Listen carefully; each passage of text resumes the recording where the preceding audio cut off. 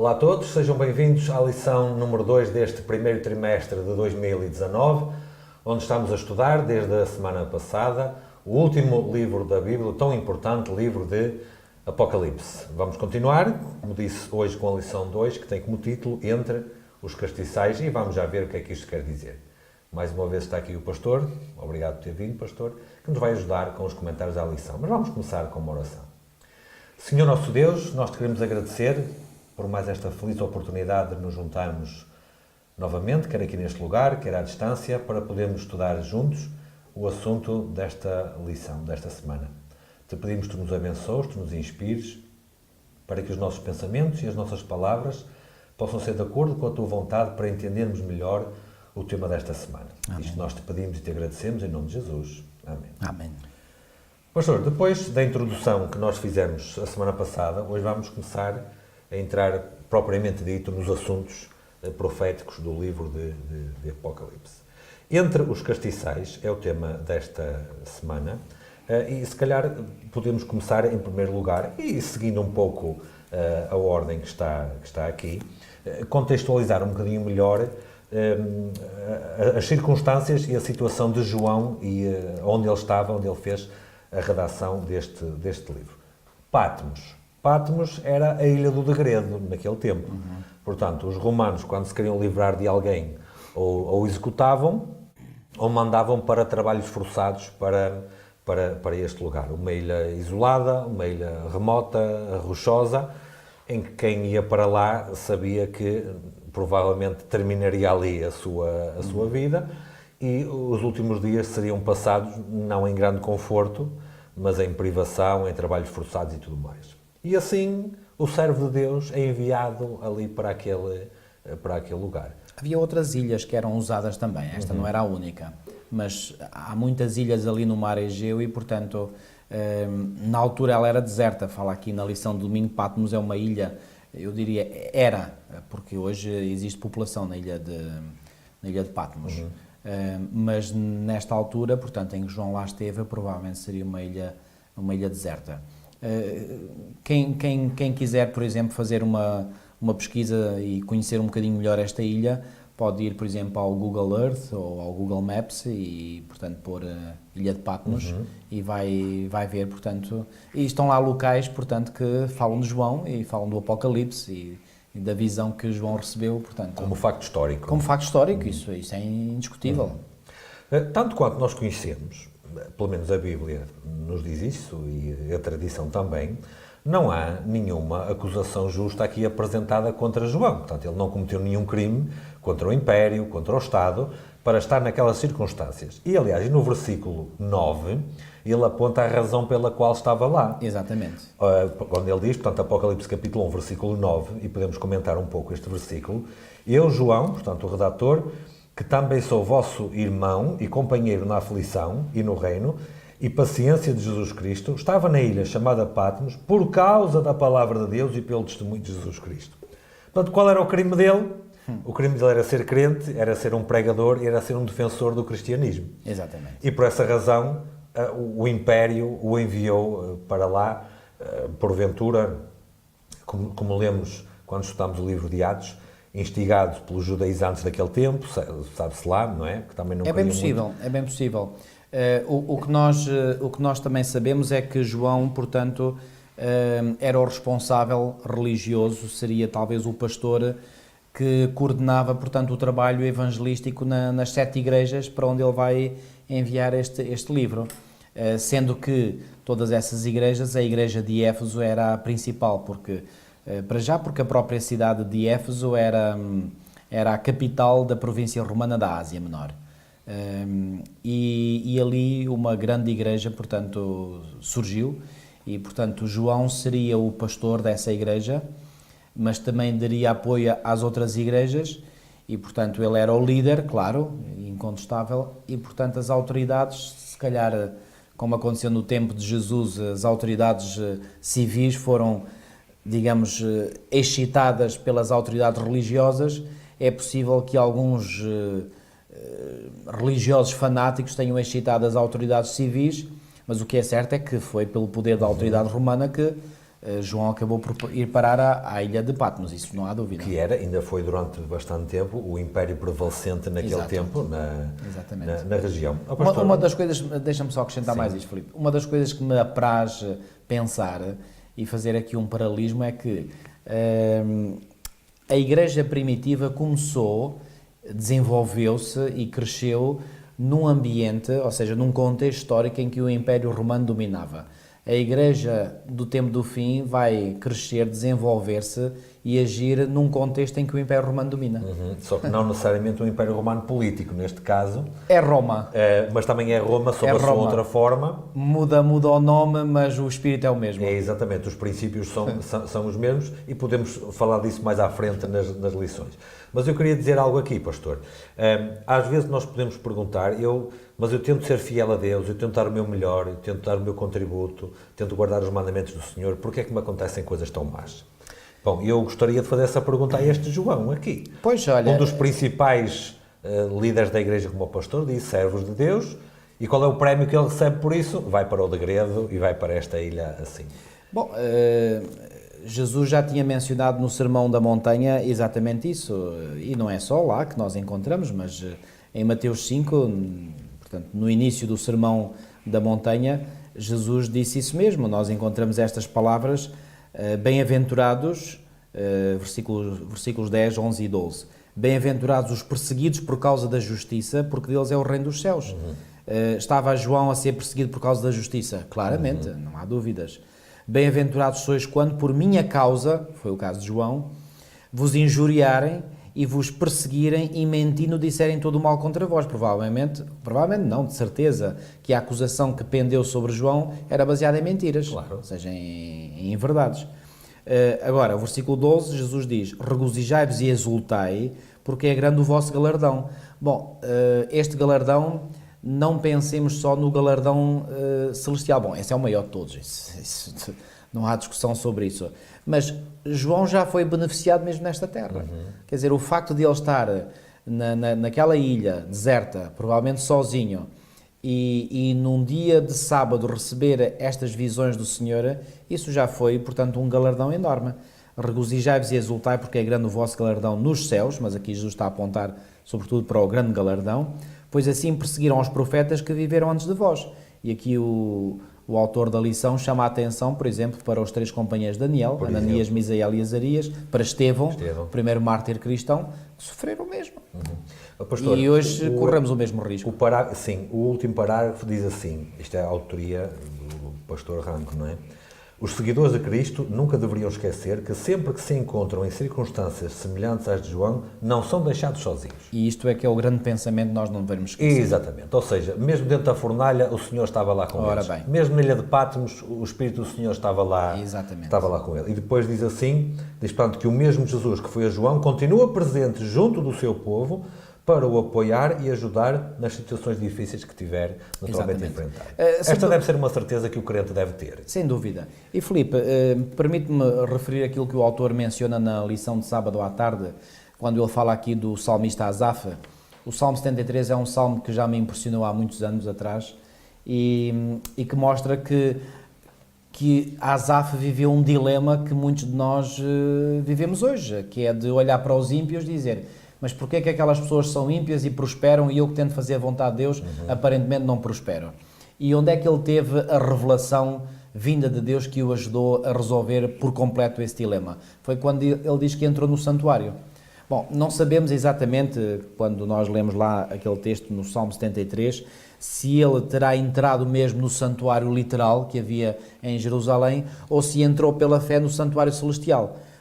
Mas isso também é um pouco irrelevante. O que nós sabemos, isso sim, é que ele teve uma revelação de Deus e essa revelação ajudou a compreender qual é o destino que aguarda os ímpios, ou seja, aqueles que não servem a Deus. E quando ele compreendeu o destino que aguarda os ímpios, ele pensou: uau, afinal eu era um bruto sem razão. Ele usa mesmo estas palavras.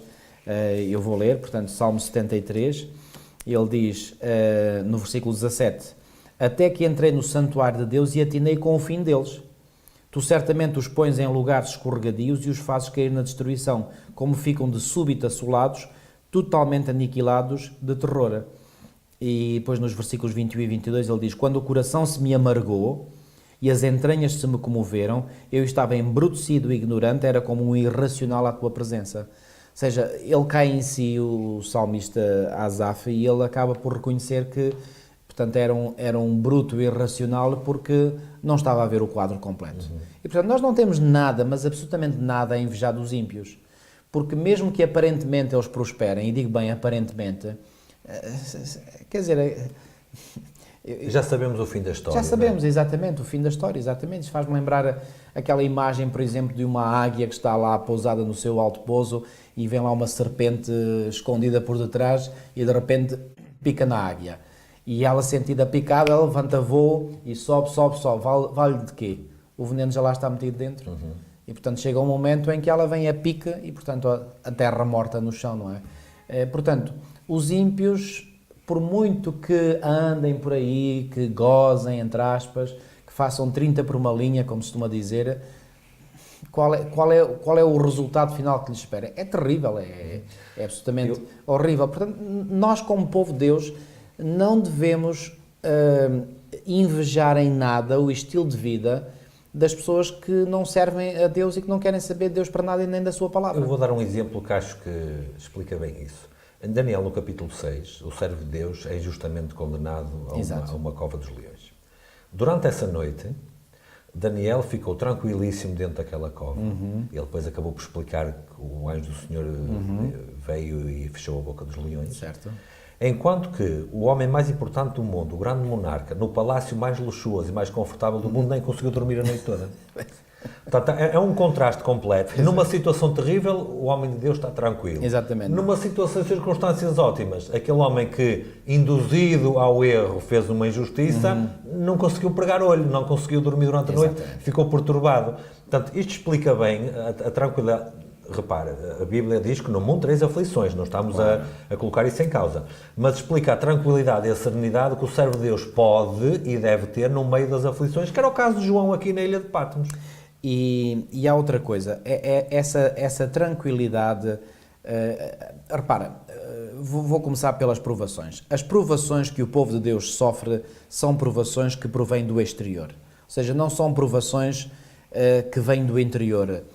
O que é que eu chamo de provações que vêm do interior? Uma consciência culpada, algo que... Um bocado encoberto. Exatamente. Portanto, se nós vivemos de acordo com a vontade de Deus, há momentos que somos tentados, mas nós sabemos onde recorrer quando o diabo nos tenta. É imediatamente, em pensamento, em oração, seja no local onde nós nos podemos recolher e estar prostrados diante de Deus, seja num local onde nós não podemos fazer isso, mas em pensamento podemos conectar-nos com Deus. Quando somos assaltados pela tentação, pois bem, Deus promete o poder para nós sermos vencedores sobre a tentação.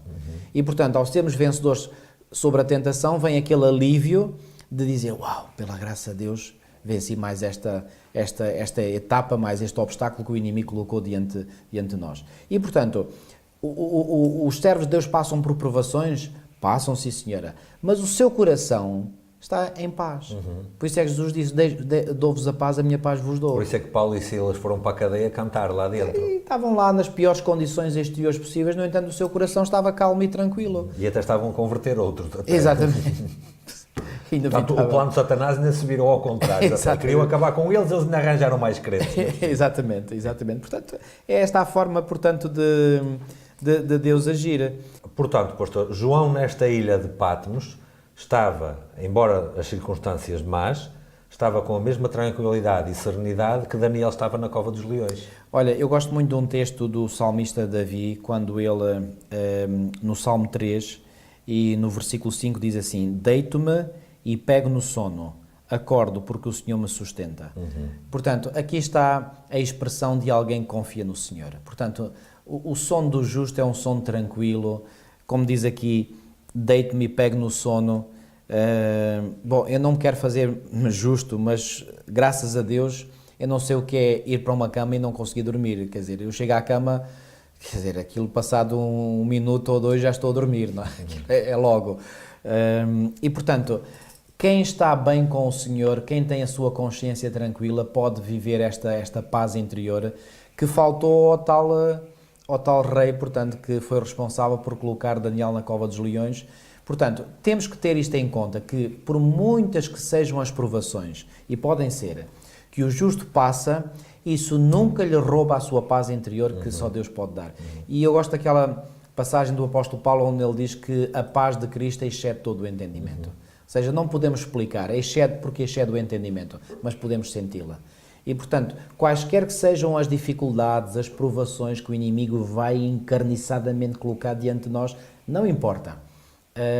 Se estivermos com o Senhor, aquela paz interior, aquela serenidade, o chegar à cama e dormir e repousar e acordar quando o Senhor nos...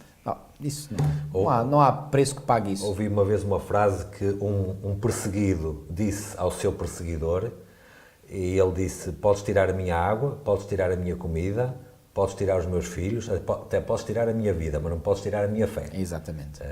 E isso mantinha, isso o fazia seguir em frente. Exatamente. O que nos transporta de novo até João na Ilha de Patmos, que estava nestas circunstâncias complicadas, mas ele estava ali tranquilo e sereno porque sabia qual era a razão pela qual estava ali, e não foi isso que afetou essa mesma razão, não é? E agora, num dia de sábado, que eu creio que esse dia de sábado... Temos de comentar isso forçosamente, pastor. Exatamente. Num dia de sábado que ele estava certamente, portanto, pela fé mais em comunhão com o Senhor, pois bem, o Senhor vai-lhe dar uma bênção enorme e, portanto, vai-se revelar, João vai poder contemplar novamente o Cristo ressurreto e, mais do que isso, vai receber desse Cristo ressurreto toda a visão da caminhada do seu povo até à segunda vinda de Cristo. Ainda antes de falarmos nessa primeira revelação que ele teve, é importante destacar esta questão do dia de sábado, pastor. Eu já, como disse aqui brevemente a semana passada, já encontrei algumas versões que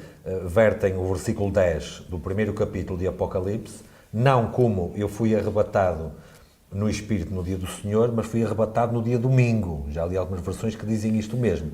Não pode deixar margem para dúvidas o que é que na Bíblia quer dizer a expressão dia do Senhor. E há um texto que para mim, portanto, lá está, seguimos o princípio que já enfatizámos aqui a semana passada, que é a Bíblia interpreta-se ela própria. A Bíblia é o seu próprio intérprete. E então, quando nós vamos procurar na Bíblia, para além deste texto de Apocalipse 1:10, onde João diz: achei-me em espírito no dia do Senhor e ouvi por detrás de mim grande voz como de trombeta. Este dia do Senhor, por exemplo, está referido em Isaías 58:13 como sendo o sábado. Aliás, lá a expressão dia do Senhor aparece exatamente, integral. Eu vou ler esse texto, portanto, Isaías capítulo 58 e versículo 13, onde diz claramente isto: se desviares o pé de profanar o sábado, aqui referência direta e clara e explícita ao sábado, e de cuidar dos teus próprios interesses no meu santo dia, se chamares ao sábado leitoso e santo dia do Senhor. Então, segundo a Bíblia, qual é o dia do Senhor? É o sábado. E, portanto, João, quando aqui fala do dia do Senhor, bom, é verdade, e alguns interpretam dessa forma, que existe também esta expressão dia do Senhor aplicada ao dia da vinda de Cristo. E alguns interpretam este texto como significando que João teve uma visão daquilo que iria acontecer no dia do Senhor, ou seja, daquilo que iria acontecer a quando da vinda de Cristo. Bom, mas essa interpretação deitava por terra então a interpretação historicista que nós fazemos. Ou seja, porque nesse caso João só teria contemplado coisas que acontecerão em torno do dia do Senhor, ou seja, em torno da vinda do Senhor, se esta expressão dia do Senhor fosse interpretada como sendo o dia da segunda vinda. Então, aí a leitura historicista cairia por terra, porque todos os acontecimentos, toda a visão que ele teria tido, que foi dada por Jesus Cristo, estava toda ela concentrada nos acontecimentos à volta da vinda de Cristo. Não é o caso. Já vimos que, portanto, aqui há uma revelação de acontecimentos que ocorrem até já sucederam ao longo da história. Exatamente. Ok? Pastor, até depois em Mateus, no capítulo 12 e no versículo 8, o próprio Jesus identifica-se como o Senhor do sábado. Exatamente. Em nenhuma parte da Bíblia Deus se identifica como sendo o Senhor de um outro dia qualquer. Não. Portanto, não pode deixar margem para dúvidas que João, sendo judeu, tanto racialmente como religiosamente, e depois sendo cristão, e sendo que os cristãos do primeiro século, todos eles, como vemos pelas epístolas e tudo mais, se reuniam ao sábado, não deixa margem para dúvidas acerca de que dia é que João está-se aqui a referir. Filipe, talvez não tenha muito a ver com a lição que estamos aqui a abordar, mas eu vou introduzir aqui um pequenino parênteses para dizer o seguinte. A maior parte das críticas ou dos contra-argumentos que são feitos para um claro assim diz o Senhor, tudo parte das mentiras de Satanás. Porque Jesus, não nos esqueçamos, ele referindo-se a Satanás, disse que ele é mentiroso e pai da mentira. O que é uma mentira? Uma mentira é uma distorção clara, intencional de uma verdade.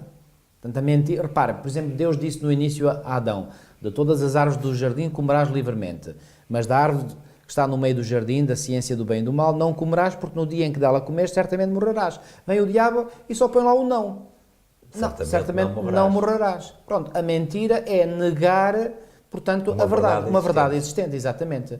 Portanto, todo este trabalho que nós temos, que nós fazemos e que tem sido feito e continua a ser feito de interpretar o texto bíblico, muitas vezes é dificultado porque nós encontramos pessoas que abertamente dizem o contrário daquilo que está escrito e muitas vezes ficamos admirados, mas como é que é possível? E então não percebemos. Porque essas pessoas simplesmente são inspiradas, entre aspas, pelo pai da mentira, que diz mentiras. Ele sabe o que é verdade, simplesmente ele diz a mentira. É como eu saber que determinada coisa é correta, eu dizer assim, não, eu sei que aquilo é correto, simplesmente eu não quero aquilo, eu quero outra coisa.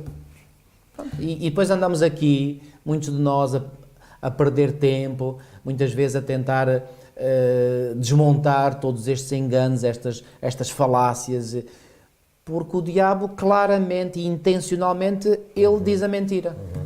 O pastor, João, nesta ocasião, neste dia, que foi um dia, portanto estamos a falar de 24 horas, ou então das 15, 16 horas que ele esteve acordado nesse dia, ele recebe então esta revelação. Nós falámos a semana passada... Que volto a enfatizar, foi no dia do Senhor, que só pode ser o sábado. Do 7º dia. Foi um sábado. Aliás, Ellen White... Está aqui uma citação de Ellen White. Pois, eu ia mencionar essa citação a propósito de um detalhe específico. De Atos dos Apóstolos. Queres ler a citação? É logo a primeira, portanto... Faz favor, então, que eu ia ler a de baixo. Foi no sábado que o Senhor da Glória apareceu ao apóstolo exilado. Também sublinhem essa frase. Portanto, aqui não há margem para dúvidas. Para qual é? É um único dia, que foi no sábado do 7º dia. Mas nem era preciso Ellen White dizer, certeza. Porque fazendo uma interpretação lógica, dia do Senhor na Bíblia tem dois significados. Ou o dia do Senhor que é o sábado, ou o dia do Senhor que é o dia da vinda de Cristo. Como eu já descrito como o grande e terrível dia do Senhor. Dia do Senhor, exatamente. Sobretudo nos profetas menores, Oséias, Joel, Amós, etc., falam muito do dia do Senhor. Mas se fôssemos interpretar o dia do Senhor como sendo o dia da segunda vinda de Cristo, como eu já mostrei, em Apocalipse 1:10, isso não encaixava, porque nesse caso, então, tudo aquilo que Jesus tinha revelado a João era só acontecimentos que tinham a ver com a segunda vinda de Cristo. E então aí, portanto... Era futurismo nesse caso. Era futurismo puro. Exatamente. Ainda em relação a isto, e na parte final da lição, Ellen White tem uma frase que eu gostaria de destacar por um detalhe muito simples. Este João era o mesmo que tinha estado 3 anos e meio com Jesus. Exatamente. 3 anos e meio a acompanhá-lo dia, noite, até de perto, até cuidou da sua mãe, quando da morte. Portanto, mais próximo em amizade do que isto seria bastante difícil, não é? E depois Ellen White diz assim, que sábado, mais uma vez a destacar, que sábado foi aquele para o solitário exilado, sempre precioso aos olhos de Cristo, mas agora exaltado mais do que nunca. E depois diz assim, ele nunca tinha aprendido tanto sobre Jesus, nunca tinha ouvido verdades tão sublimes. Então, quer dizer, naquele dia, ele foi capaz de ouvir e aprender mais do que nos 3 anos e meio que andou com o próprio Jesus. É isso mesmo. O que é que eu quero dizer com isto, pastor? Acho que por aqui podemos perceber a importância de estudar o livro do Apocalipse. Exatamente. Se a revelação que é feita a este homem lhe permitiu ele abrir os horizontes, abrir o entendimento e o conhecimento mais do que 3 anos e meio, e 3 anos e meio são 1260 dias, quer dizer, uma coisa enorme. E ele num único dia consegue aprender mais, a minha pergunta é muito simples. Então que riquezas e que tesouros é que não tem aqui neste livro que nós estamos a perder porque não o estudamos? Porque não o aprendemos. Dentro deste contexto, quem é que lhe aparece? O amigo que durante 3 anos e meio andou com ele e acompanhou. E então aí começamos a partir do versículo 11. Aliás, logo no 10 diz, ouvi detrás de mim. Pastor, não sei se reparou nesse detalhe ou não, João diz que houve atrás dele. No pensamento judaico, o futuro está atrás, está nas costas, porque nós não vemos. Portanto, o passado está à frente, porque nós já vemos, já conhecemos. A visão que o israelita tem do futuro, ou da nossa caminhada para o futuro, é como se estivéssemos a andar para trás. Exatamente, está nas costas, que não vemos, está no futuro. E nós estamos a olhar para o passado porque estamos a ver o passado. Exatamente. Okay. E João ouve uma voz de trás dele. Exatamente. Logo aí o pensamento dele já vai neste sentido, que Portanto, está aqui. Porque é que Jesus está por detrás? Porque está a revelar O que vai acontecer no futuro. Exatamente. Aliás, é isso que ele depois diz logo aqui. E no versículo 11, essa voz que lhe fala identifica-se. Eu sou o Alfa e o Ômega, o primeiro e o derradeiro. Logo aqui, quer dizer, o primeiro e o derradeiro, ou melhor, o Alfa e o Ômega, o primeiro e o último, dá aqui uma dimensão de eternidade, desde logo. Não é? Exatamente. Dá aqui uma dimensão que não tem tempo definido como nós temos, digamos assim. Exatamente. Portanto, não pode estar-se a referir a uma criatura, desde logo. Tem que se referir ao próprio Jesus, como é evidente. Exatamente. E depois então, pastor, vem aqui uma visão que é paralela, e gostaria que o pastor comentasse um bocadinho isto, que é paralela, idêntica nos termos, a algumas descrições que o Antigo Testamento já fazia exatamente o próprio Jesus. Isto tem a ver com o quê? Com aquilo que nós falámos da semana passada. Para descobrir o significado, vamos deixar a Bíblia falar da própria Bíblia. Exatamente. E, portanto, a descrição que João faz aqui, ela é idêntica a algumas descrições que outros profetas já tinham feito no passado. Exatamente, é o caso de Ezequiel, por exemplo, no capítulo 1, é o caso de Daniel, no capítulo 10. Portanto, temos aqui semelhanças claríssimas, não vamos entrar nos detalhes, mas, portanto, estas semelhanças mostram claramente, portanto, que este que aparece, portanto, a João é, sem dúvida alguma, portanto, Jesus Cristo, o Cristo ressurreto. Aliás, ele, no versículo 18, ao falar com João, diz, Apocalipse 1:18, aquele que vive, estive morto, mas eis que estou vivo pelos séculos dos séculos. Quer dizer, isto não deixa margem nenhuma para dúvidas. Até no versículo 13 menciona semelhante ao Filho do Homem. Exatamente, Filho do Homem era a expressão que Jesus mais gostava de utilizar quando se referia a ele próprio. Até faz lembrar quando Nabucodonosor disse, está lá um quarto que é semelhante ao Filho dos Deuses, por exemplo. Exatamente. Não é? Portanto, não há dúvida alguma, portanto, que aqui a visão é uma visão, portanto, de Cristo, ok? E foi dada a João no próprio dia desse Senhor que se revela, ou seja, no dia do Senhor, que é o sábado. Portanto, isso não há dúvidas sobre isso. Pastor, o título da lição é Entre os Castiçais. E o versículo 13 do primeiro capítulo diz assim, e no meio dos 7 castiçais, literalmente isto seriam umas luminárias quaisquer. Certo. Mas o versículo 20 diz, os 7, isto na parte final... Os 7 candeeiros são as 7 igrejas. São as 7 igrejas. Ou seja, vai logo a seguir a este trecho, então, há uma mensagem a 7 igrejas. E diz que quem está-se a revelar anda no meio das 7 igrejas. O que é que isso quer dizer? Posso deduzir que o próprio Cristo está com o seu povo ao longo de todas as épocas. É isso mesmo. E se nós, vamos começar já pela carta a Éfeso, que é logo a primeira, mas na próxima semana falaremos de todas as outras. As outras 6, até ao tempo da Igreja de Laodiceia. Certo. Sendo que a Igreja de Laodiceia é a igreja de hoje, do tempo que nós estamos aqui. Certo. Mais uma vez, e nós falámos de dormir tranquilo à noite há pouco, eu posso não apenas dormir tranquilo, mas viver tranquilo, porque a grande revelação da pessoa de Jesus, que é o livro do Apocalipse, começa logo no seu primeiro capítulo por dizer que o Senhor acompanhou a sua igreja ao longo de todo o tempo e continua a acompanhar nos dias. Exatamente, é isso mesmo. Portanto, esta visão que João tem de ver Jesus entre os castiçais ou entre o candelabro, portanto, ou os candeeiros, consoante a versão bíblica, e se os candeeiros são símbolo das igrejas, isto quer dizer, como disseste muito bem, portanto, que o Senhor está sempre por dentro, acompanhando. Aliás, Jesus disse, estou convosco todos os dias, até quando? Até à consumação dos séculos. Portanto, o crente é a luz do mundo. Exatamente. Que deve fazer... Porque reflete a luz. Exatamente. Não tem luz própria. Exatamente. O crente é como a lua. Cristo é como o sol. Exatamente. O crente é como a lua, que reflete para os outros a luz que recebe. E é interessante as igrejas serem identificadas com castiçais, porque também são fontes de luz. Exatamente. Também têm luz que têm que transmitir. Aliás, eu creio que esse é o objetivo do simbolismo aqui, portanto, é certeza. mostrar que as igrejas são luz no mundo. Mas ainda vou dizer mais, pastor. Há pouco falámos das circunstâncias difíceis em que João estava, em que Daniel estava na Babilónia, e os hebreus e tudo mais, a verdade é que a luz pode ser pequena, mas ela nota-se mais quanto mais as trevas existem. Portanto, podemos à nossa volta ficar perplexos com as trevas, mas também podemos ficar contentes porque assim a nossa luz pode brilhar ainda mais, pode destacar. Eu já estou a ser tão simbólico quanto o livro do Apocalipse, não é? Mas estou a usar apenas os símbolos que são usados aqui. E, portanto, depois de João contemplar... E já agora, o facto de Jesus caminhar por entre os candeeiros não significa apenas que o Senhor acompanha. Significa que o Senhor conhece, aliás, por falar em conhecer, no capítulo 2, no versículo 2 diz, conheça as tuas obras. No versículo 9 diz, conheça a tua tribulação. No versículo 13 diz, conheça o lugar em que habitas. Para cada igreja, para cada mensagem, a cada uma das 7 igrejas, aparece este verbo, conheço. Portanto, conheço as tuas obras para Éfeso, conheço a tua tribulação para Esmirna, conheço o lugar em que habitas para Pérgamo. Versículo 19, conheço as tuas obras para Tiatira, e a partir daqui é sempre obras. Capítulo 3, versículo 1, conheço as tuas obras para Sardes. E depois no versículo 8, conheço as tuas obras para Filadélfia, e finalmente para Laodiceia, no versículo 15, conheço as tuas obras. Então, Jesus não apenas anda com a sua igreja, ele conhece tudo. Ele conhece as nossas obras, as nossas tribulações, o lugar onde estamos, conhece tudo. Isto faz-me lembrar... E se conhece tudo, ele, mais do que ninguém, está habilitado a providenciar as nossas necessidades. Faz-me lembrar, quer dizer, o Apocalipse foi escrito no grego antigo, não é? E o Gênesis foi escrito em hebraico. Mas na tradução em português, esta palavra de conhecer...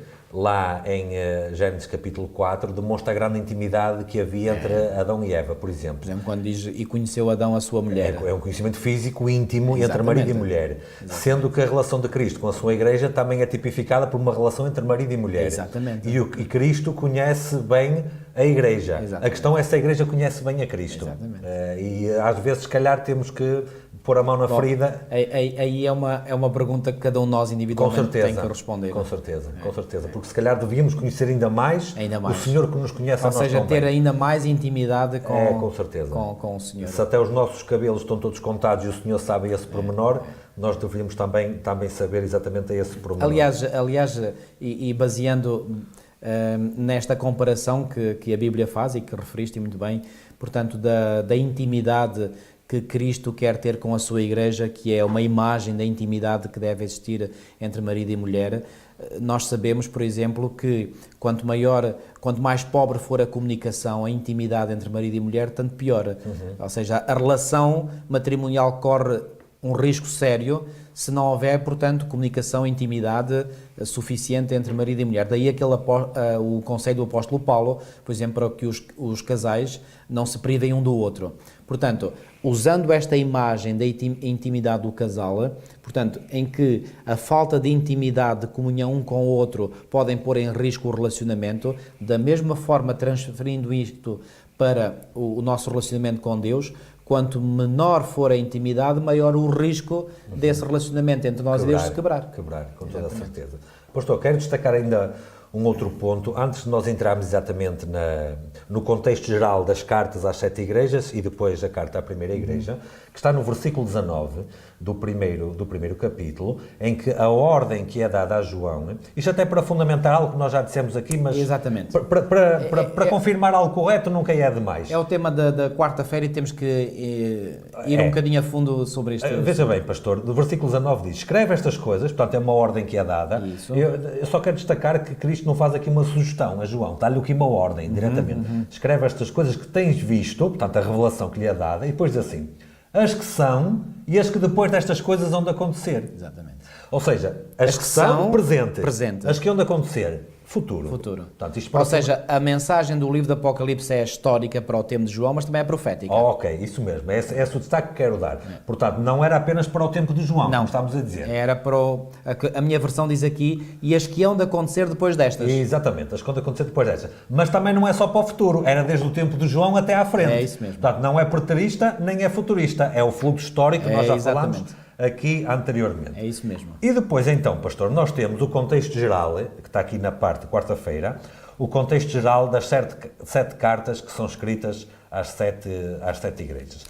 Convém dizer aqui que nós já dissemos também, penso que talvez a semana passada, estas não eram as únicas igrejas que havia ali, naquela região, havia outras. Mas elas são escolhidas especificamente pelas suas características, Exatamente. que eram características literais, que o pastor mencionou, que existiam lá, mas também são características proféticas para todas as igrejas daqui para a frente. Exatamente. Talvez possamos começar a partir daqui para Exatamente. começar a... Aliás, o autor, e muito bem, faz aqui 3 aplicações. Uma aplicação histórica, onde ele diz, portanto, estas mensagens foram originalmente enviadas a 7 igrejas, localizadas em cidades prósperas da Ásia do primeiro século. Diz aqui que os cristãos dessa zona enfrentavam desafios sérios, que é um facto. Muitas cidades estabeleceram o culto do imperador nos seus templos, como prova da sua lealdade a Roma. O culto do imperador tornou-se obrigatório. Portanto, havia uma aplicação histórica. Portanto, mais uma vez, pegando naquele texto de Apocalipse 1:19, escreve, pois, as coisas que viste e as que são. Portanto, é do tempo presente. Ok? Depois, há uma aplicação profética. Ou seja, as condições espirituais das 7 igrejas coincidem com as condições espirituais da Igreja de Deus em diferentes períodos históricos. E não deixa de ser interessante que o primeiro período da história da Igreja, que é o período correspondente ao primeiro século, encaixa-se que nem uma luva, portanto, na condição descrita pela Igreja de Éfeso. A Igreja de Éfeso era uma igreja forte, ativa, zelosa. Por exemplo, Paulo escreveu a epístola, a sua carta aos Coríntios, e nós encontramos, repare, basta ler com atenção aquela carta para nós vermos que a igreja em Corinto, aquilo não estava nada bem, não é? Eu às vezes costumo dizer na brincadeira... Não queria ser pastor daquela igreja. Não queria ser pastor da igreja de Corinto ou de uma igreja parecida com a de Corinto. Mas nós lemos a epístola de Paulo aos Efésios e não encontramos uma única repreensão. O que é que isso mostra? Que a igreja de Éfeso era uma igreja pura, era uma igreja fiel, exatamente. E reparem, uma igreja fiel que nasceu numa cidade onde havia lá um culto terrível, feito a uma deusa pagã, a deusa Diana. Vendiam as imagens. Que quando Paulo lá chegou a Éfeso e começou a pregar o Evangelho, levantou-se lá, foi um motim que se levantou grande lá. Tormenta. Uma grande tormenta. Grande é a Diana dos Efésios, grande é a Diana dos Efésios. Faço ideia o berreiro que aquela gente fez a defender. Reparem, apesar do paganismo tão forte que havia nesta cidade de Éfeso, mesmo assim... Os cristãos eram exemplares. Os cristãos, portanto, aqueles efésios que se converteram e se tornaram, portanto, membros da igreja, que ali se constituiu na cidade de Éfeso, eram membros zelosos, eram membros que viviam o cristianismo. Atenção, isto no tempo de Paulo. Quando nós chegamos, e Paulo, nós sabemos, ele faleceu provavelmente no ano 67 do primeiro século. E ele terá escrito a epístola aos Efésios ainda nos anos 50, ou final dos anos 50, início dos anos 60, mas quando nós chegamos ao tempo de João, o ano 95, como falámos a semana passada, aí já há uma pequena repreensão que é dada à igreja de Éfeso. Está no versículo 4 do capítulo 2. E qual é essa repreensão? Qual era o problema que tinha existido? É que eles tinham abandonado o quê? O seu primeiro amor. Ou seja, quer dizer que no tempo de Paulo, provavelmente aqui, Éfeso estava no seu ponto máximo. Era uma igreja exemplar. Estava agarrado ao primeiro amor, vamos dizer assim. Exatamente. No tempo de João, ou seja, já para o final do primeiro século. Havia algum declínio já. Aí é que já tinha havido um declínio. E não é que a igreja de Éfeso representa bem a totalidade da igreja cristã naquele tempo, uma igreja que ao princípio era forte, ativa, zelosa, mas... Milhares se convertiam num dia, por exemplo. Exatamente, mas que à medida que o tempo foi passando e chegamos ao final do primeiro século, pois bem, essa igreja começou a perder o seu primeiro amor. Portanto, Éfeso representa na perfeição a igreja no seu conjunto no primeiro século. E aqui o autor diz, e muito bem, portanto aqui na lição de quinta, que profeticamente a situação na igreja de Éfeso corresponde à situação geral e à condição espiritual da igreja de 31 depois de Cristo a 100 depois de Cristo. Isto é uma coisa que João conhecia bem, pastor. Era? Porque enquanto as outras igrejas estavam do tempo dele para a frente, e ele conhecia apenas a situação literal, ele aqui pôde perceber, bom, isto é uma situação literal, mas eu estou a perceber que isto descreve muito bem a história recente da igreja de Éfeso, porque ele naturalmente que conhecia, não é? Claro. Os cristãos eram próximos uns dos outros e por aí fora. E ele aqui pôde perceber que havia aqui uma aplicação profética e simbólica para além da descrição literal que lhe estava a ser feita. E outra razão que nós temos portanto, um dado textual que nos ajuda a compreender que a mensagem não era só para a igreja local naquele tempo de João, é que no final de cada mensagem dada às igrejas, por exemplo, vou dar o exemplo para cada uma das igrejas. Por exemplo, na carta à igreja a Éfeso, no final, versículo 7 diz assim: quem tem ouvidos, ouça o que o Espírito diz à igreja de Éfeso. É isso que lá está? Às igrejas. Às igrejas, plural. Então esta mensagem não era só para a igreja de Éfeso, era também para as igrejas. Chegamos ao final da carta à igreja em Esmirna, no versículo 11 do capítulo 2. Quem tem ouvidos, ouça o que o Espírito diz, não diz à igreja de Esmirna. O que é que diz? Às igrejas. Repete exatamente a mesma expressão. Exatamente. Carta à igreja de Pérgamo. No final da carta também, no versículo 17, 2:17, diz: quem tem ouvidos, ouça o que o Espírito diz, não é à igreja de Pérgamo, às igrejas. Na carta à Tiatira, no final, portanto, também diz, portanto, no final, portanto... É no 29. No 29, exatamente. Quem tem ouvidos, ouça o que o Espírito diz. Mais uma vez, não diz à igreja de Tiatira, mas às igrejas. Para Sardes, capítulo 3, versículo 6, quem tem ouvidos, ouça o que o Espírito diz às igrejas. O que é que nós estamos a ver aqui? Estamos a ver aqui que a mensagem específica para cada igreja local, afinal não era só para aquela igreja. Era transversal às igrejas. Às igrejas. Que igrejas? Pois bem, Éfeso, como já vimos, representa bem as igrejas todas daquele tempo, do primeiro século. Pois bem, a partir daí temos um fluxo profético, histórico-profético, e que mostra, portanto, que a descrição de a mensagem a cada uma das igrejas sucessivas vai encaixar na perfeição na condição espiritual das igrejas no conjunto ao longo da história.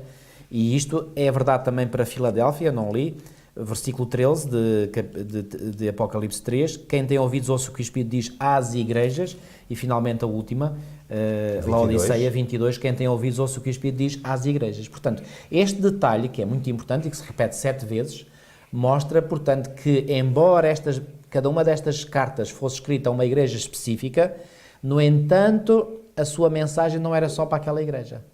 E há uma outra aplicação que vem aqui mencionada, que é a aplicação universal, ou seja, também as 7 mensagens que contêm lições podem aplicar-se a diferentes cristãos em todas as eras. Isso tem consistência com algo que eu ouvi certa ocasião, e o pastor talvez possa comentar, que diz o seguinte: de alguma forma, nós temos profecias que se foram cumprindo ao longo do tempo, específicas, mas de alguma forma que todas essas profecias são relevantes para o tempo do fim, e como que todas se juntam no tempo do fim, para se cumprirem, não quer dizer todas ao mesmo tempo, mas em consonância e consistência umas com as outras no tempo do fim.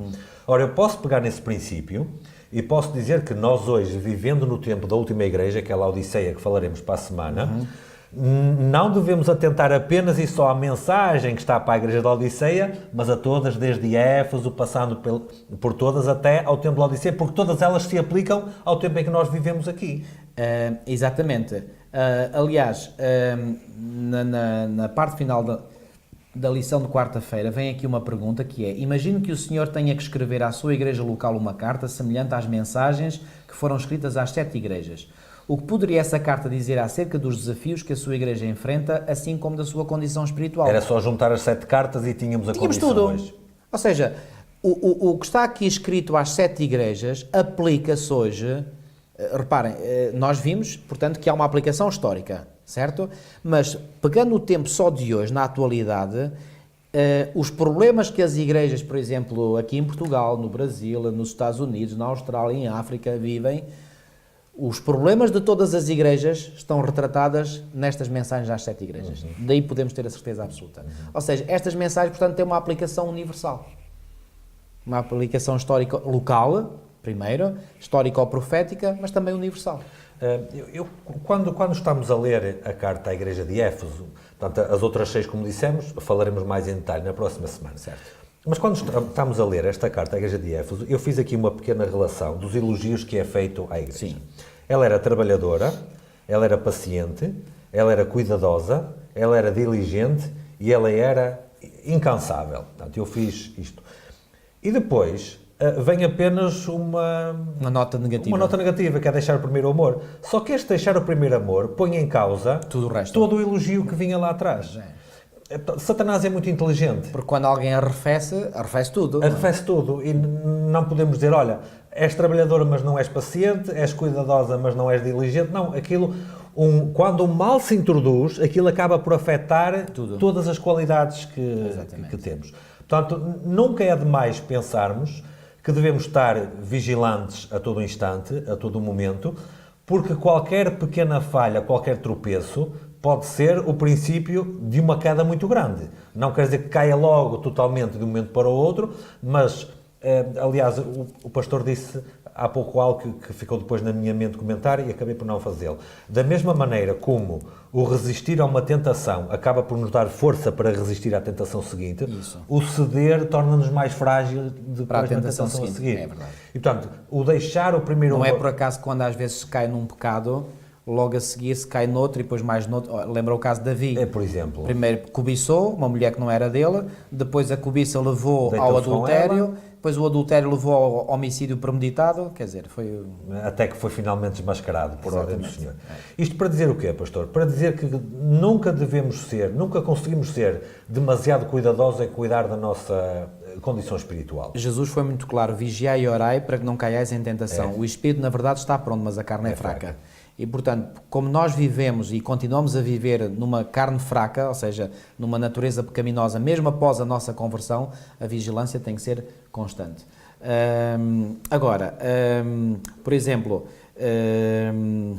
quando o Senhor falou através do seu profeta Ezequiel, e temos aqui no capítulo 33 de Ezequiel uma mensagem muito forte, diz assim, por exemplo, no versículo 12, Tu, pois, filho do homem, diz aos filhos do teu povo, a justiça do justo não o livrará no dia da sua transgressão. Quanto à perversidade do perverso, não cairá por ela no dia em que se converter da sua perversidade.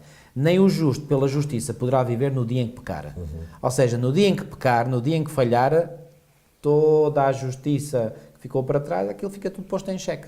E, portanto, isto para reforçar aquele pensamento que tu disseste, que quando Éfeso arrefeceu, portanto, no seu zelo, na sua entrega ao Senhor, portanto, ao arrefecer, ao perder o seu primeiro amor, está a perder tudo. Está a perder tudo que tinha... E começou uma espiral de decadência. Exatamente, é isso mesmo. Essa expressão é muito boa. Pastor, queria comentar outra coisa que está no versículo 5. Porquê? Porque a Bíblia tem esta coisa fantástica, que é das coisas que eu aprecio na Bíblia. Apesar da Bíblia apontar o erro, e aponta-o sem rodeios, de uma forma clara, sem problema nenhum, aponta sempre a solução, em todos os casos. No versículo 5 diz assim: temos aqui a solução. Lembra-te, pois, de onde caíste e arrepende-te. E volta à prática das primeiras obras. Exatamente, ou seja, volta a fazer aquilo que tu fazias antes. Aqui o autor fala em três coisas que estão sequencialmente relacionadas. Primeira coisa é, lembra-te depois de onde caíste. Ou seja, nós temos que... por exemplo, aqueles que nos estão a ouvir, ou nós mesmos, se sentimos que hoje há um problema no nosso relacionamento com o Senhor, convém muitas vezes fazer um tipo de inventário do nosso passado recente, ou talvez mais longínquo, e identificar onde é que começou o problema. Porque o problema que nós possamos estar a viver hoje pode já vir lá de trás. Então, há que identificar o quê? A raiz do problema. Portanto, quando aqui o conselho portanto, do Senhor é lembra-te, pois, de onde caíste, identifica onde é que começou o problema. Isso é extremamente importante para nós fazermos, digamos, uma retrospectiva, uma análise interna. Eu diria mesmo uma terapia, ou permitirmos que, portanto, a graça de Deus nos cura a nós. Mas para isso nós temos que identificar o problema. Depois, haver arrependimento. Claro, arrepende. Ou seja, se eu cometi um erro, não tenho outra alternativa senão reconhecer esse erro e, arrependido, ir aos pés do Senhor e confessar o meu erro. E depois volta à prática das primeiras obras, ou seja, reintegra-te na posição em que estavas antes de cair. Pronto, é tão simples quanto isso. Pastor, eu ou seja, não sei... A solução que Deus apresenta aqui é tintim por tintim, quer dizer... Não... Eu, ao ler este versículo, a primeira parte, portanto, a primeira parte onde diz e pratica, até onde diz e pratica as primeiras obras, eu estou a ver aqui a história de Adão e até a história do próprio Lúcifer. Porquê? Porque ambos caíram, ambos perderam a prática das primeiras obras, ambos perderam o lugar que tinham, mas ambos tiveram a oportunidade de se arrepender e de voltar atrás. Exatamente. E Lúcifer só não veio atrás porque não quis. Porque não quis. Porque não quis. E, isso mostra o poder da vontade. E ele não quis voltar a praticar as primeiras obras. Exato. E tanto quanto sabemos, e temos a certeza, Adão arrependeu-se, chorou pelo seu pecado, certo, e teve o forte desejo de voltar a praticar as primeiras obras. Exatamente. E quando o Senhor voltar a segunda vez, vai coroá-lo novamente para ele praticar as primeiras obras. Portanto, vai cumprir a promessa que está aqui. Isto para dizer o quê, pastor? Se até o próprio Lúcifer teve a oportunidade de arrependimento e de ser restabelecido às primeiras obras que ele praticava, não há ninguém hoje em dia que tenha razões para desesperar que não tem possibilidade e que o Senhor não o aceita. Nem mais, nem mais. Ou seja, cada um que se perde, só se perde quando no exercício da sua vontade e no exercício do seu dom de livre escolha, não quiser, portanto, vir para o Senhor, voltar para o Senhor, identificar onde é que foi o problema, onde é que caiu, arrepender-se disso e voltar à prática das primeiras obras. O conselho que está aqui para nos arrependermos... Ou seja, nenhum caso é desesperado aos olhos de Deus. Exatamente, mas o conselho que está aqui para nos arrependermos é Deus a fazer um apelo à única coisa que Deus não pode fazer por nós, que é decidir. Exatamente. Eu ia referir isso, ainda bem que te adiantaste. Exatamente. Há algo que o Senhor não pode fazer por nós e isso é a nossa escolha. Tenho que decidir arrepender. Exatamente. Eu tenho que admitir que fiz mal, exatamente, ou que estou a fazer mal, que é outra coisa, e tenho que ter a vontade de querer fazer e de querer mudar. Se eu nem sequer reconheço que estou a fazer mal ou que estou em erro, então nem sequer me vou arrepender. Agora, há muitas pessoas que vivem em um dilema mental que é o seguinte, pensam assim, então, mas eu estou a fazer o mal, mas sabe-me bem fazer o mal. Eu sei que isto é mal, mas sabe-me bem. Eu não consigo deixar de fazer isto. Bom, isto é verdade, porque o mal cria, digamos, hábitos, e um hábito pernicioso é um vício, não é? E esse vício pode ser já estar tão enraizado em nós que nós não temos força, aliás, não temos força para desarraigar qualquer vício de nós. Mas aí, se nós tivermos o desejo e a vontade de querer largar isso, só temos de dizer ao Senhor, Senhora, eu estou a fazer isto que é errado, eu sei que é errado, eu não consigo deixar de fazer porque eu gosto, mas Senhor ajuda-me, e o Senhor ajuda. Eu já vi isso vezes sem conta. Às vezes o inimigo me assalta com pensamentos negativos, ou sobre alguém, ou sobre mim mesmo, e às vezes são pensamentos ali que eu vejo mesmo que é ali a ação de Satanás ali sobre a minha mente, a querer massacrar-me, e eu às vezes a querer controlar os meus pensamentos e de repente acordo e digo assim, mas Paulo, estás a querer fazer o impossível, porque tu não consegues. Exatamente. Pede a ajuda de Deus. Eu digo, Senhora, eu não estou a conseguir controlar os meus pensamentos, por favor ajuda-me. É alívio imediato. É alívio imediato. A Bíblia diz, posso todas as coisas naquele que me fortalece. Exatamente. Não diz, posso todas as coisas em mim próprio. Exatamente. Não diz isso, bem Exatamente. pelo contrário. Portanto, cá está, digamos, de uma forma aqui clara, quais são os passos que nós temos que dar, que o Senhor propõe para nós termos essa cura espiritual. Essa terapia que só Deus pode dar e que nos restabelece para que possamos ser aquelas pessoas que vivem esta vida de paz, falávamos há bocadinho, de tranquilidade, que mesmo que haja um temporal fora à nossa volta, cá dentro estamos tranquilos. Eu aqui vou acrescentar algo, pastor, que tem a ver com algo que dissemos há pouco e eu não comentei há pouco. Neste contexto, Cristo anda entre as igrejas, ou anda com as igrejas, ou anda no meio das igrejas. Portanto, podemos expressar de várias formas. O que é totalmente representativo daquilo que foi a sua ação, da parte de Cristo, no âmbito do plano da salvação. Ele veio cá andar no meio de nós para nos salvar.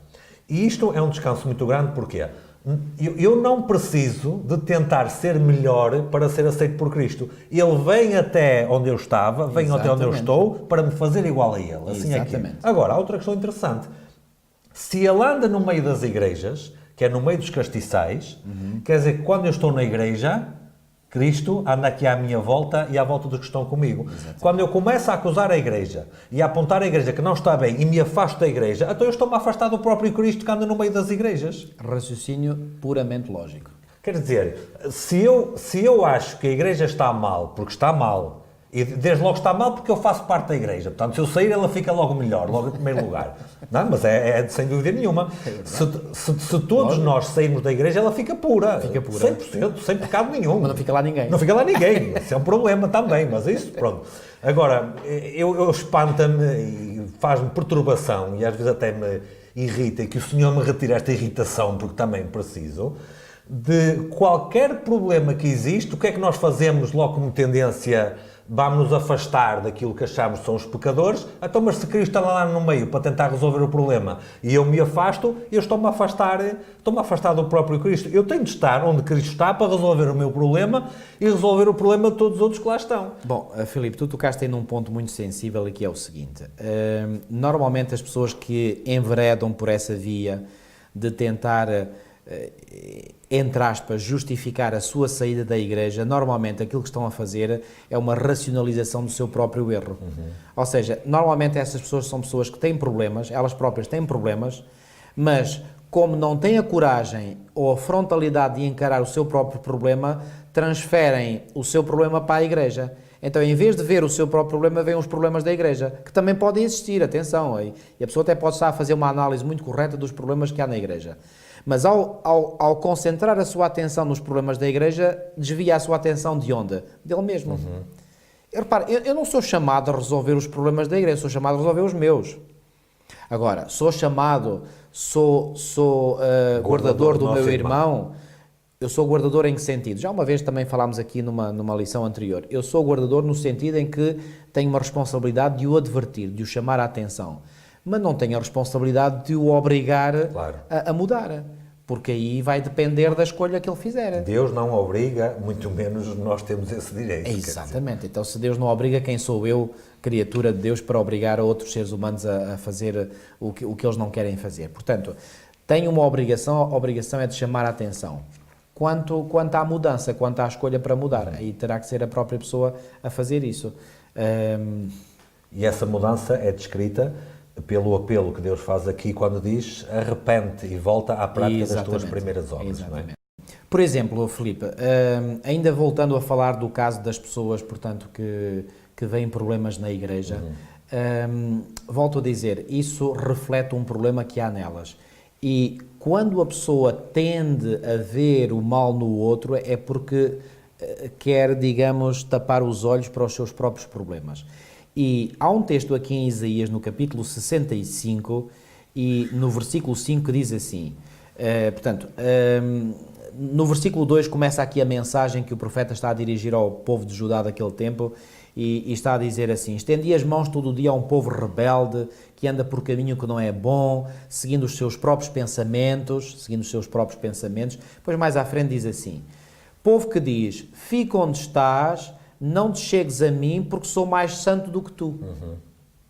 Cá está a atitude. Repara, este povo é classificado como sendo um povo rebelde, um povo que anda por caminho que não é bom, um povo que segue os seus próprios pensamentos. E uma das características do povo rebelde é achar que ela, pessoa, é mais santa do que os outros.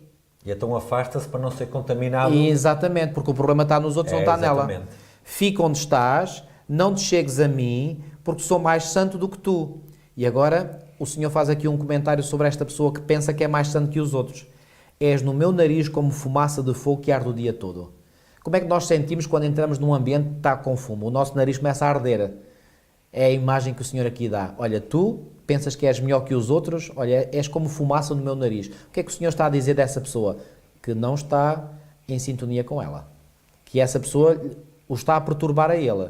E, no entanto, esta pessoa pensa-se que está muito bem. Não, eu não quero saber da igreja, os outros são todos uns pecadores, eu quero saber da minha relação com Deus. Quando Deus está a dizer a essa pessoa, por te achares melhor e mais santo que os outros, tu és fumaça no meu nariz. Uau! Vejam o quanto esta pessoa está enganada quanto a ela mesma. Isto é terrível. E, portanto...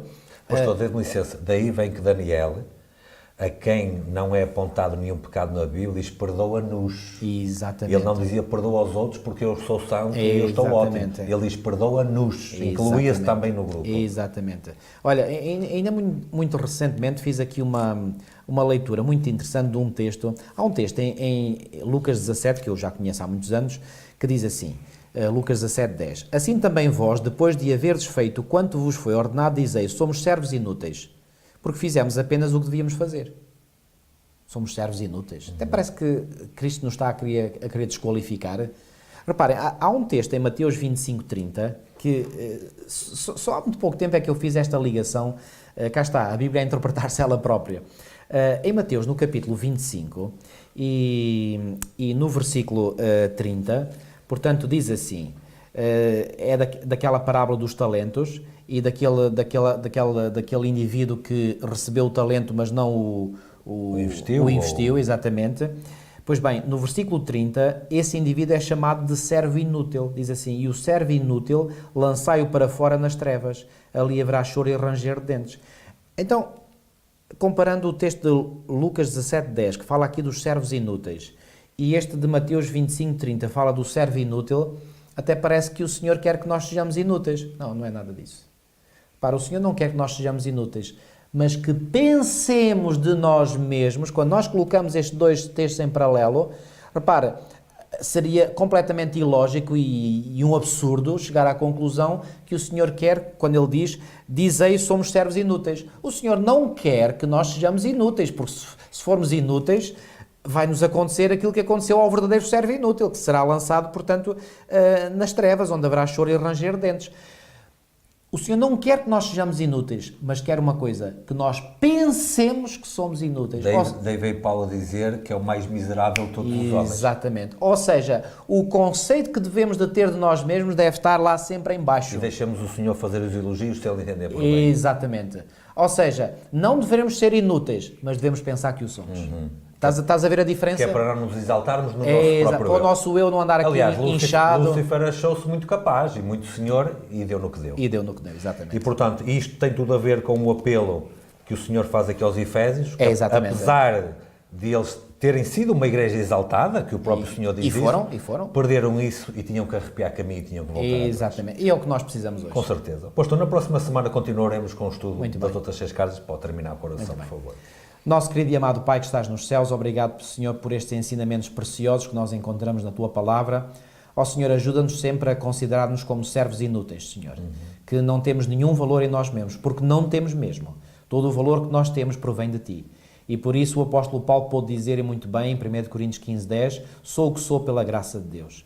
Ajuda-nos, Senhor, a reconhecer que o que somos, o que temos, é tudo por Ti. Ó Senhor, louvado sejas pela Tua graça, pela Tua misericórdia, pelo Teu amor para connosco.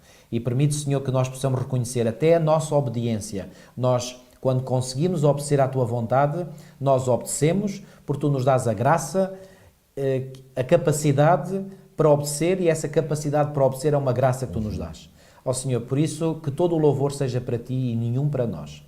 Ó Senhor, que nos ajudes a reconhecer onde erramos, para que assim possamos nos arrepender e possamos voltar à prática das boas obras. Que este arrependimento que Tu disseste que a igreja de Éfeso necessitava, certamente que nós hoje também o necessitamos dele, porque esta mensagem, como vimos, é uma mensagem universal e por isso, Senhor, se aplica também a nós hoje. Então, Senhor, ajuda-nos a reconhecer onde erramos, para assim podermos ser restituídos e que Tu nos restabeleças à nossa posição original, àquele primeiro amor que nós já vivemos e que queremos continuar a viver. Aumenta e intensifica o nosso relacionamento contigo para a honra e glória do Teu nome apenas. Te pedimos tudo e te agradecemos em nome de Jesus. Amém. Nós voltamos na próxima semana. Até mais.